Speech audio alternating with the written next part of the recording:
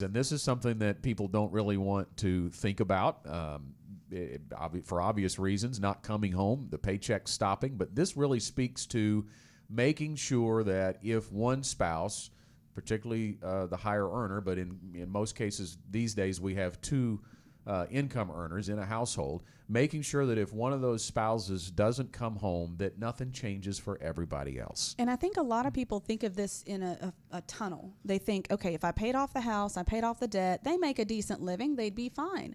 But there are goals that you're working together as a family to create. So if you've got those goals in mind, say it's retirement savings, that spouse's income is what frees you up to make those contributions.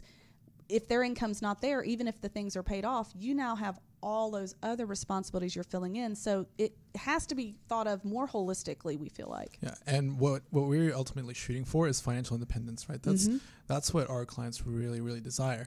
And if you're without life insurance, then you're putting that financial independence at risk. Right. And how do you know if you have enough? Some people may hear this today and say, okay, I have life insurance. You need to go through an analysis. And Mark, you're really good at talking about the acronym LIFE and what that stands for, and that helps us determine how much coverage somebody needs. Yeah, so during our consultations, I walk folks through the LIFE acronyms, so liabilities, income replacement, final cost, and education. Right, so each one of these four is meant to just provide a very easy structure for you to follow to understand, okay, do I have enough to cover those expenses?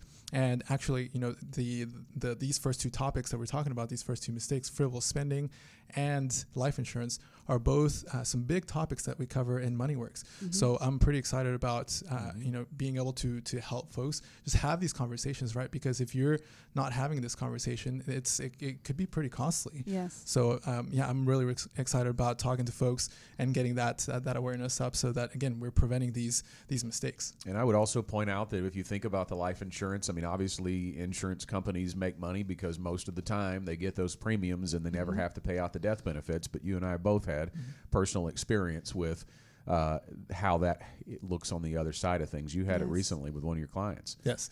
Yeah. So one of my clients, was 33 and 36. I was a young couple, and after about a couple of weeks of headaches, the spouse went to the hospital, got some misdiagnosed, and all of a sudden she just wasn't there anymore. So that was a really, really heartbreaking experience. But thankfully, the year before, we had set up that life insurance policy, so that again, that their financial independence is not at risk. He can keep going without that additional stress. And it gives them time to grieve well and to deal with the things that are coming up in their lives without the burden of worrying. I mean, I haven't lost my spouse, but we did lose a child at one point early in a pregnancy. And I remember thinking the worst part of it was not knowing if I could afford to bury my child.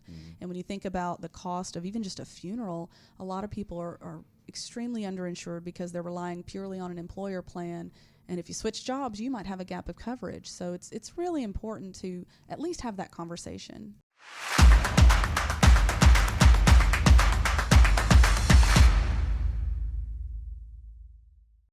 Want more content like this delivered to your inbox weekly? Visit fastest4.com to learn more.